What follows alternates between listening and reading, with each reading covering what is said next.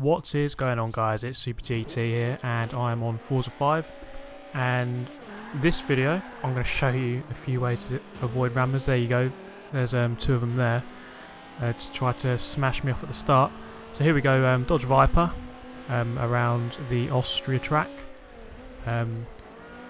A-class I believe, and there we go, flying around the outside of that Ferrari. And we've got a Formula E car here coming back on the track, which I'm going to go back past. I anticipated him coming back on the track at an awkward angle. I'm going to go flying past his Audi R8. And so later on in this video I'll show you two ways how I dealt with rammers in this race. I've made a few videos like this in the past, like how to deal with online idiots, how to, what was my other one, dirtiest race ever. This race was a bit dirty to begin with. That guy tried to smash me off. Those two guys colliding with each other. Sometimes you don't even have to try to overtake people. They'll just smash each other off. They'll smash each other off for you. So that was pretty easy up into fourth for me already.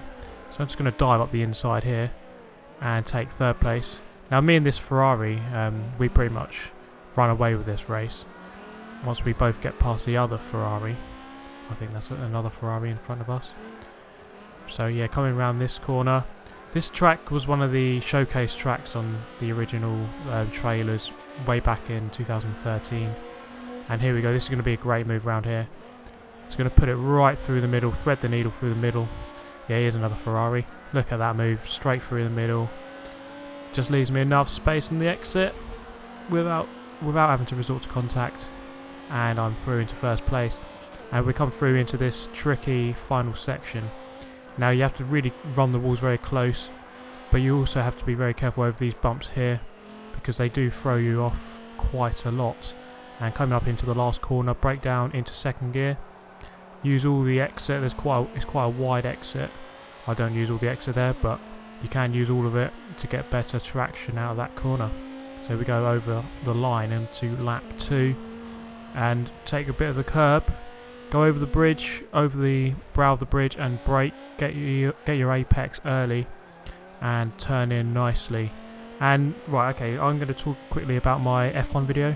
So I released my first F1 2014 gameplay video yesterday, which was last first, trying to go through last place on the grid, see where I can get on the, see where I can finish. Eventually I managed to finish 5th, which wasn't too bad. Also in that video I asked which team would you like me to drive for in my F1 career mode. So by all means, if you want to vote, go to that video. It's the second most recent video on my channel at the moment. And just leave a comment saying which team you'd like me to choose. That way there's already about 20 or so votes, so there's quite a few votes on there. So obviously get yourself onto that video, leave a comment, and I will choose very soon which team to drive for. Right, so we're coming up to the end of lap 2 here, and this is where I'm going to dodge one of the rammers. This happens too often, I think. You get too many rammers in these games, which really is, I don't know why people want to do it all the time. I suppose it's their game, they've bought the game, they can do with it as they want, but I don't see why they get satisfaction out of just ruining other people's games, you know. So there's one guy, I've just gone past him, he was ghosted out, so I couldn't hit him. And I'm going to come around here, and it's going to be one of those Mercedes Jeep things. But what you do, you line yourself up to one side, and at the last possible moment you turn to the other side. So I'm going to aim to the right, and at the last second I'm going to turn left. And it's just very simple tactic to use. So we're going to watch that again. So he thinks you're going to go to the right, but at the last possible second just turn to the other side. And there's nothing they can do unless they just somehow miraculously predict that you're going to turn the other way. They can't guess that. If you turn at the right time, then they're not going to be able to react in time. So the guy in second in the Ferrari wasn't so lucky, so I slowed down a bit. And that's the second point I'm going to make about how to deal with rammers as sportsmanship. Because basically, if your fellow racers don't get so lucky, it might be an idea just to slow down, just to bring the gap back to what it was. So I'm going to go into the back of this guy. That was a bit bad driving by me, but then again they shouldn't be there blocking the road, should they, on a narrow bridge. So there goes the Ferrari. He got lucky that time, but you think that he's just going to drive away and win the race. What we'll see here is a very kind act of sportsmanship. So this is the second way to deal with rammers. Just be very sportsmanlike with your fellow racers.